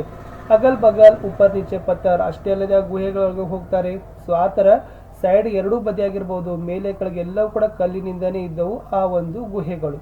ಸದ್ಯವ್ ಸೆ ಎ ಗುಫಾಯೆ ಇಸಿ ತರಹ ಅಂದ್ರೆ ಹಲವಾರು ಶತಮಾನಗಳ ಹಿಂದಿನಿಂದನೂ ಕೂಡ ಈ ಗುಹೆಗಳು ಇದೇ ತರನಾಗಿದ್ದಾವೆ, ಕಲ್ಲುಗಳಿಂದನೇ ಇದ್ದಾವೆ. ಒಳಗಡೆ ತುಂಬಾ ಒಂದು ಕತ್ತಲು ಆವರಿಸಿಕೊಂಡಿದೆ. ಅವ್ರು ದೂರ ದೂರ ತಕ್ ಚಲಿ ಗೈ ಹೇ. ಅಷ್ಟೇ ಅಲ್ಲದೆ ಏನಾಗುತ್ತೆ ಅಂದ್ರೆ ಬಹಳಷ್ಟು ಉದ್ದನೆಯವಾಗಿ ದೂರಾಗಿ ಏನಾಗಿದ್ದಾವೆ, ಇವು ಹರಡಿಕೊಂಡಿದ್ದಾವೆ. ಹಮ್ ಲೋಗ್ ಕುಚ್ ದೂರ ಜಾಕರ್ ಲೌಟ್ ಪಡ್ತೆ ಹೇ. ಇವ್ರು ಏನ್ ಮಾಡ್ತಾರೆ, ಆ ಗುಹೆ ಒಳಗಡೆ ಹೋಗ್ತಾರೆ, ಸ್ವಲ್ಪ ದೂರ ಹೋಗಿ ಮತ್ತೇನ್ ಮಾಡ್ತಾರೆ, ಆ ಗುಹೆಗಳಲ್ಲಿ ಏನ್ ಮಾಡ್ತಾರೆ, ಅವ್ರು ವಾಪಸ್ಸನ್ನ ಬರ್ತಾರೆ. ಜೈಸೆ ಆಶ್ಚರ್ಯ ಲೋಕ್ ಸೆ ಲೌಟ್ರೆ. ಒಳಗಡೆ ಹೋಗಿ ಬಂದಂಗೆ ಏನ್ ಅನ್ಸ್ತಪ್ಪ ಅಂದ್ರ, ಯಾವುದೇ ಒಂದು ಆಶ್ಚರ್ಯವಾಗಿರ್ತಕ್ಕಂಥ ವಿಸ್ಮಯವಾಗಿರ್ತಕ್ಕಂಥ ಲೋಕದಲ್ಲಿ ನಾವು ಹೋಗಿ ಬಂದಿವಿ ಅಂತಕ್ಕಂಥದ್ದು ಈ ಒಂದು ಮಾಸ್ಮಾಯಿ ಗುಹೆಗಳ ಒಂದು ವಿಶೇಷತೆಯಾಗಿತ್ತು. ಇಷ್ಟೆಲ್ಲ ಸಂಗಮ ಅವರು ಅವ್ರ ಗೆಳೆಯರು ಏನ್ ಮಾಡ್ತಾರಪ್ಪ ಅಂದ್ರೆ ಈ ಒಂದು ಪ್ರಾಕೃತಿಕ ಸೌಂದರ್ಯವನ್ನು ವರ್ಣನೆ ಮಾಡ್ತಾರೆ. ವಿದ್ಯಾರ್ಥಿಗಳೇ, ಇಲ್ಲಿಯವರೆಗೆ ಈ ಪಾಠ ಇಷ್ಟಿತ್ತು, ಪಾಠ ಮುಗೀತು. ಇದಕ್ಕೆ ಸಂಬಂಧಪಟ್ಟಂತೆ ಒಂದು ಚಿತ್ರ ಇದೆ, ಅದೇನಪ್ಪ ಅಂದ್ರೆ ಪ್ರಾಕೃತಿಕ ಶಿವಲಿಂಗ. ಓಕೆ, ಸೊ ಇಲ್ಲಿ ಇದೇನದು ಪ್ರಾಕೃತಿಕ ಶಿವಲಿಂಗ ಇದ್ರಲ್ಲಿ ಇದು ನಿಜಕ್ಕೂ ಕೂಡ ಒಂದು ಆಶ್ಚರ್ಯಚಕಿತವಾಗಿದೆ. ಒಂದು ಗೋಲಾಕಾರವಾಗಿರ್ತಕ್ಕಂಥ ವಿಶಾಲವಾಗಿರ್ತಕ್ಕಂಥ ಕಲ್ಲಿದೆ. ಸೊ ನಿಜಕ್ಕೂ ಕೂಡ ಪ್ರಕೃತಿನೇ ಇದೇನಾಗದಪ್ಪ ಅಂದ್ರೆ ಒಂದು ಲಿಂಗದ ಹಾಗೆ ನಿರ್ಮಾಣ ಮಾಡಲ್ಪಟ್ಟಿದೆ. ಇದು ಕೂಡ ಒಂದು ವಿಶೇಷ ಇತ್ತು. ಇದ್ರ ಬಳಿನೇ ಏನಿದಾವಪ್ಪ ಅಂದ್ರೆ ಮಾಸ್ಮಾಯಿ ಗುಹೆಗಳಿದ್ದಾವೆ, ಒಳಗಡೆ ತುಂಬಾ ಕತ್ತಲಿದೆ, ಬಹಳಷ್ಟು ಉದ್ದನೆಯವಾಗಿ ಹೊರಡಿಕೊಂಡಿದ್ದಾವೆ. ಸೊ ಇಷ್ಟಿತ್ತು. ಇನ್ನು ಪಾಠ ಮುಗೀತು. ಪಾಠದಲ್ಲಿರ್ತಕ್ಕಂಥ ಅಭ್ಯಾಸದ ಚಟುವಟಿಕೆಗಳ ಕಡೆಗೆ ಸ್ವಲ್ಪ ನಾವು ಗಮನವನ್ನ ಕೊಡೋಣ. ಯಾಕಂದ್ರೆ ಪರೀಕ್ಷಾ ದೃಷ್ಟಿಯಿಂದ ನಮಗೆ ಅದು ಕೂಡ ಬಹಳಷ್ಟು ರೀತಿಯಾಗಿರ್ತಕ್ಕಂಥ ಒಂದು ಇಂಪಾರ್ಟೆಂಟೇ ಇದಾವೆ. ಸೊ ನೋಡೋಣ, ಮೊದಲ ಪ್ರಶ್ನೆ ಮತ್ತು ಉತ್ತರ. ಫಸ್ಟ್ ಇರ್ತಕ್ಕಂಥದ್ದು ಏಕ್ ವಾಕ್ಯ ಉತ್ತರ ಲಿಖಿಯೇ. ಇಲ್ಲಿ ಒಂದು ವಾಕ್ಯದಲ್ಲಿ ಉತ್ತರಗಳನ್ನ ಬರಲಿಕ್ಕೆ ತಮಗೆ ಪ್ರಶ್ನೆಗಳನ್ನ ಕೊಟ್ಟಿದ್ದಾರೆ. ಸೊ ಒಟ್ಟು ಅಭ್ಯಾಸದಲ್ಲಿ ಎಷ್ಟು ಪ್ರಶ್ನೆಗಳಿದಾವಪ್ಪ ಅಂದ್ರೆ 6 ಪ್ರಶ್ನೆಗಳಿದಾವೆ. ಸೊ ಮೊದಲನೇ ಪ್ರಶ್ನೆ ಮತ್ತು ಉತ್ತರ ಹೀಗಿದೆ. ಕಿಸ್ ರಾಜ್ಯಕ್ಕೋ ಬಾದಲೌ ಕಾ ಘರ್ ಕಹತೆ ಹೇ. ಯಾವ ರಾಜ್ಯವನ್ನ ಮೋಡಗಳ ಮನೆ ಅಂತ ಕರಿತೀವಿ? ಸೊ ಅದ್ರ ಉತ್ತರ ಬಂದ್ಬಿಟ್ಟು ಮೇಘಾಲಯ ರಾಜ್ಯಕ್ಕೋ ಬಾದಲೌ ಕಾ ಘರ್ ಕಹತೆ ಹೇ. ಮೇಘಾಲಯ ರಾಜ್ಯ. ಎರಡನೇ ಪ್ರಶ್ನೆ, जीप में लेखक के साथ कौन कौन बैठे हैं. आ जीपिನಲ್ಲಿ ಲೇಖಕರ ಜೊತೆ ಮತ್ತೆ ಯಾರು ಕೂತಿದ್ರು? ಸೊ ಏಕ ಅಧಿಕಾರಿ ಸಂಗಮ और उनके 2 दोस्त. ಸೊ ಒಬ್ಬ ಅಧಿಕಾರಿಯಾಗಿರ್ತಕ್ಕಂಥ ಸಂಗಮ ಮತ್ತು ಅವರ ಇಬ್ಬರ ಗೆಳೆಯರು ಏನ್ ಮಾಡಿರಪ್ಪ ಅಂದ್ರೆ ಲೇಖಕರ ಜೊತೆನೆ ಆ जीಪಿನಲ್ಲಿ ಕೂತಿದ್ರು. ಮೂರನೇ ಪ್ರಶ್ನೆ, ಮೇಘಾಲಯ के 3 पर्वतीय अंचलों के नाम लिखिए. ಸೊ ಮೇಘಾಲಯದಲ್ಲಿರ್ತಕ್ಕಂಥ 3 ಪರ್ವತದ ಒಂದು ಭಾಗಗಳು ಖಾಸಿ ಪರ್ವತ್, ಗಾರೋ ಪರ್ವತ್ ಮತ್ತು ಜಯಂತಿಯಾ ಪರ್ವತ್. ನಾಲ್ಕನೇ ಪ್ರಶ್ನೆ ಬಂತು, ಮೇಘಾಲಯ ಮೇ ಹರ್ ಕಹಿ ಕೌನ್ಸಿ ಪಾರಿವಾರಿಕ ವ್ಯವಸ್ಥಾ ಹೈ. ಮೇಘಾಲಯ ರಾಜ್ಯದಲ್ಲಿ ಯಾವ ಒಂದು ಕುಟುಂಬ ವ್ಯವಸ್ಥೆ ಇದೆ? ಅದರ ಉತ್ತರ ಬಂದ್ಬಿಟ್ಟು ಮಾತೃ ಸತ್ತಾತ್ಮಕ ಪಾರಿವಾರಿಕ್. ಸೊ ಮೇಘಾಲಯ ರಾಜ್ಯದಲ್ಲಿ ಎಲ್ಲ ಕಡೆನೂ ಕೂಡ ನಾವು ಮಾತೃ ಪ್ರಧಾನ ಕುಟುಂಬವನ್ನ ಕಾಣ್ತೀವಿ. ಐದನೇದಿದೆ, ನೋಹ ಸಂಗತಿಯಾಂಗ್ ಪ್ರಪಾತ್ ಕಿಸ್ ನಾಮ್ ಸೆ ಲೋಕಪ್ರಿಯ ಹೇ. ಅವ್ರ ಉತ್ತರ ಬಚ್ಚೋ ನೋಹ ಸಂಗತಿಯಾಂಗ್ ಪ್ರಪಾತ್ ಮಾಸ್ಮಾಯಿ ನಾಮ್ ಸೆ लोकप्रिय है. प्रश्न 6 है, गारो समूह को किस जाति का अंग माना जाता है? और उत्तर था कि गारो समूह को बोडो जाति का एक अंग माना जाता है। यहाँ तक थे बच्चों 6 प्रश्न और 6 उत्तर। आगे चलेंगे। प्रश्न संख्या 2 पर 2-3 ವಾಕ್ಯೋं में उत्तर लिखिए। 2-3 ವಾಕ್ಯದಲ್ಲಿ ಉತ್ತರಗಳು ಬರಲಿಕ್ಕೆ ಮೊದಲ ಪ್ರಶ್ನೆ ಮತ್ತು ಉತ್ತರ ಹೀಗಿದೆ। बिजली उत्पादन के बारे में संगमा ने क्या कहा? उत्तर है, बिजली उत्पादन के बारे में संगमा यह कहते हैं कि आपको जानकर ताज्जुब होगा कि मेघालय में खपत से ज़्यादा पन बिजली का उत्पादन होता है। हम अतिरिक्त बिजली अन्य राज्यों को देते हैं। वैसे यदि यहाँ सभी गांव बिजली से झगमगा उठे तो भी अतिरिक्त बिजली का उत्पादन होता रहेगा। प्रश्न 2, माइती बाजार के बारे में 3 वाक्य लिखना है। उत्तर था कि स्त्रियों का बाजार माइती बाजार कहलाता है। ये स्त्रियों सुबह से लेकर शाम तक व्यापार करती है। किसी प्रकार का वर्ग भेद इनमें नहीं होता। प्रश्न 3, चेरापूंजी की विशेषता क्या है? उत्तर है, चेरापूंजी एक पर्वतीय क्षेत्र है। विश्व में सबसे अधिक वर्षा के लिए चेरापूंजी प्रसिद्ध है। चेरापूंजी समुद्र की तरह कोई 1300 मीटर ऊपर है। यहाँ अनेक जलप्रपात है। यह चेरापूंजी की विशेषता थी। चौथा प्रश्न है, मासमाई गांव की गुफाएं कैसी है? यानी मासमाई गांव की गुफाएं बहुत ही अंधेरी है। अंदर मशाल या टार्च के बिना अंदर जाना संभव नहीं है और ये गुफाएं लंबी और प्राचीन काल की है। था बच्चों। अब आगे चलेंगे। गतिविधि 3 पर द्वित्व शब्दों को आपको पाठ से चुनकर लिखना है। यहाँ पर है उमड़ते घुमड़ते एक उदाहरण दिए गए। इसी प्रकार के आपको द्वित्व शब्द को लिखना है। ऊंचा नीचा, रीति रिवाज, कल कल, छल छल, अगल बगल, ऊपर नीचे। इस प्रकार हम इनको कह सकते हैं कि बच्चों द्वित्व शब्द कह सकते हैं। आगे चलेंगे। रिक्त स्थानों की पूर्ति करना है बच्चों। देखेंगे रिक्त स्थान के लिए पूर्ति करने के लिए 5 प्रश्न है। प्रश्न और उत्तर दोनों ही है। पहला है, मेघालय की राजधानी है शिलांग। दूसरा, चेरापूंजी शिलांग से 53 किलोमीटर की दूरी पर है। Answer is 53। मेघालय में हर कहीं पारिवारिक व्यवस्था डैश है। उत्तर है मातृसत्तात्मक। प्रश्न 4, चेरापूंजी समुद्र की सतह से कोई डैश मीटर ऊपर है। उत्तर है 1300। प्रश्न 5, खासियों को समाज में डैश की दृष्टि से देखा जाता है। और इसका उत्तर था कि बच्चों सम्मान की दृष्टि से देखा जाता है। सम्मान। क्वेश्चन नंबर 5 है, जोड़कर लिखा गया है। अ से लेकर ब पंक्तियों को यहाँ पर सुमेलित किया गया है। पहला है, चेरापूंजी की सड़कें। इसका उत्तर डी, कुहरे से घिरी हुई है। दूसरा है, तमाम दुकानों पर स्त्रियां सौदा करती हैं। तीसरा, चेरापूंजी में। इसका उत्तर ई, साल भर वर्षा होती रहती है। और नंबर 4, नोंग फ्रेम है। और इसका उत्तर बी, खासी लोगों का प्रमुख नृत्य है। और 5वां है, बेहरडेन खलाम। यह जयंतिया पहाड़ियों का उत्सव है। आगे की गतिविधि इस प्रकार है बच्चों। आगे है, बे उपसर्ग जोड़कर विलोम शब्द को बनाना है। यानी बे उपसर्ग को लगाना है, फिर विलोम शब्द को तैयार करना है। रोक टोक, बे रोक टोक, इज्जत, बे इज्जत, रहम, बे रहम, ईमान, बे ईमान, कसूर, बे कसूर, वफा, बे वफा, शक, बे शक, ताज, बे ताज, सहारा, बे सहारा, फिर अंत में है बच्चों काबू है, फिर काबू का होगा बेकाबू। इस प्रकार 10 विलोम शब्द को आपको बे उपसर्ग को जोड़कर यानी पहले उपसर्ग यानी पहले लगाकर विलोम शब्द को तैयार करना था। आगे गतिविधि इस प्रकार है। 7वां, यात्रा पर वाक्यों को सही क्रम पर लगाया गया है। यानी यहाँ पर एक यात्रा के लिए कई वाक्य है, इसको क्या करना है कि आपको सही क्रम में लगाना है। उत्तर ही यहाँ पर है। इसका पहला होता है कि चौथा है यात्रा स्थल को चुनना। फिर 5वां है बस या रेल में आरक्षण की व्यवस्था कर लेना। फिर दूसरा आएगा छुट्टी लेना। फिर पहला होगा होटल से संपर्क कर कमरा निर्धारित करना। फिर तीसरा होगा कपड़े सामान बांध लेना। यह ताकि 7वां। अब 8वां गतिविधि पर चलेंगे। 8वां गतिविधि इस प्रकार है, प्रकृति के कुछ अन्य लाभों की सूची आपको करनी है। मैं यहाँ पर खाली आपको मुद्दे ही लाया हूँ। मुद्दे इस प्रकार है। पहला कि मानव का जीवन समर्थन करने के लिए जरूरी है, यानी मनुष्य यहाँ पर जीवन निभाने के लिए जो आवश्यक है, जो आवश्यक वस्तुओं की जो उपलब्ध हमारे इस प्रकृति द्वारा हमें मिलती है, यह था पहला पॉइंट। दूसरा है पर्यटन स्थल। अनेक यहाँ पर पर्यटन स्थल मिलते हैं प्रकृति पर, इसे हम क्या कर सकते हैं कि देख सकते हैं, आनंद ले सकते हैं। तीसरा बहुमूल्य पदार्थ, जैसे लकड़ी मिलेगी, ओके, अलग अलग प्रकार की दवाओं के मिलेगी, पत्तियां मिलेगी। इस प्रकार बहुमूल्य पदार्थों को भी मानव के लिए उपलब्ध किया जाएगा इस प्रकृति के द्वारा। और चौथा है कि बच्चों प्राकृतिक सुंदरता, अलग अलग रमणीय स्थलों को भी हम क्या कर सकते हैं कि भेंट दे सकते हैं। यह थे कि प्रकृति से मिलने वाले कुछ लाभों की सूची। अगला चलेंगे प्रश्न संख्या 9 पर, संकेत बिंदुओं के आधार पर यात्रा का वर्णन करना। यानी यहाँ पर आपको प्रश्न दिए गए हैं, उसी प्रश्न का उत्तर आपको क्या करने के आगे लिखना है और उसका यात्रा का वर्णन हो गया। प्रश्न और उत्तर है, पहला कहाँ गए थे, और मैं यहाँ पर एक उदाहरण लिया हूँ, मैसूर। किसके साथ गए थे, अभिभावक यानी पेरेंट्स के साथ। तीसरा कब गए थे, गर्मियों की छुट्टी के दिनों में। चौथा कैसे गए थे, रेल से। फिर उस स्थान में क्या क्या देखा, राजमहल देखा, चिड़ियाघर देखा, ओके, अलग अलग प्रकार के स्थलों को आपको वहाँ पर नाम लिखना है। कोई विशेष अनुभव, हम बहुत मजा उठाया और स्थानों की महत्ता के बारे में जान लिए। ये ताकि जो यात्रा का स्थान के बारे में वर्णन करना। अगले चलेंगे 10 में है, अतिवृष्टि अनावृष्टि से होने वाली हानियों की आपको क्या करना है कि लिखना था। फर्स्ट है, एक तरफ आपको अतिवृष्टि से होने वाली हानि लिखनी है और आगे की तरफ अनावृष्टि से होने वाली हानियों को भी आपको क्या करना है कि चिन्हित करना है, लिखना है।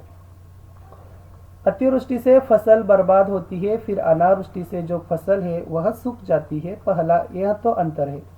दूसरा है, अतिवृष्टि से किसानों को नुकसान होती है, लेकिन अनावृष्टि से किसानों की स्थिति दयनीय होती है, बहुत ही शोचनीय होती है, शोचनीय होती है।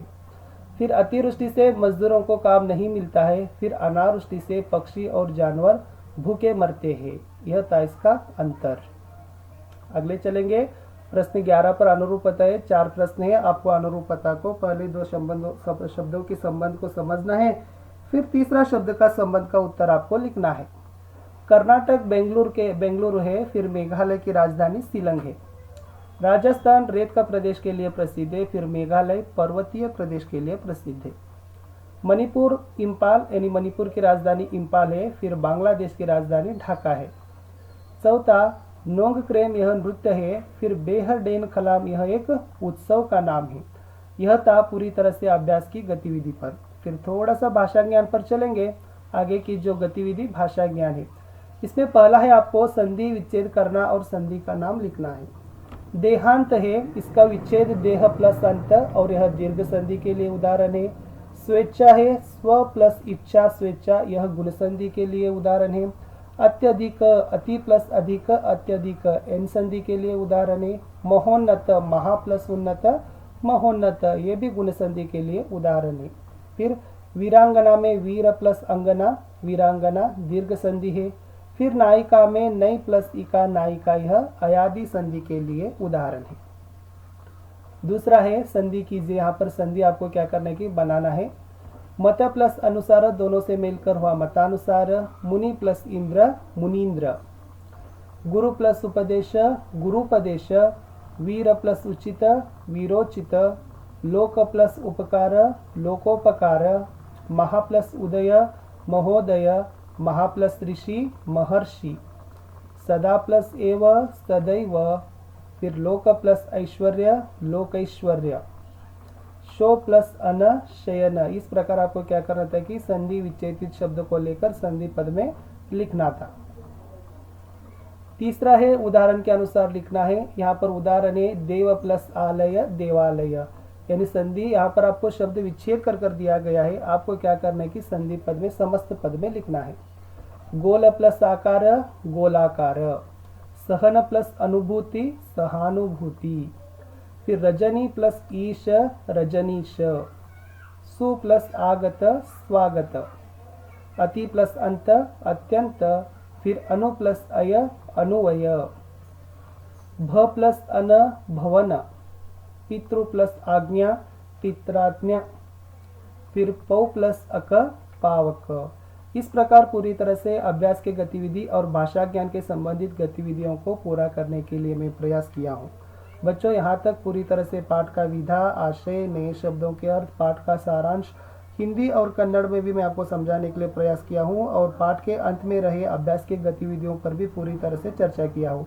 आशा है कि यह पाठ आपको ज़रूर पसंद आया होगा, वीडियो पसंद आया होगा, पाठ समझ आया होगा और आपको देखना है, अच्छा लगा है तो लाइक करना है, आपके फ्रेंड सर्कल को शेयर भी करना है और कमेंट करने के लिए न भूलिए। मिलेंगे और भी नए नए पाठों के वीडियो में।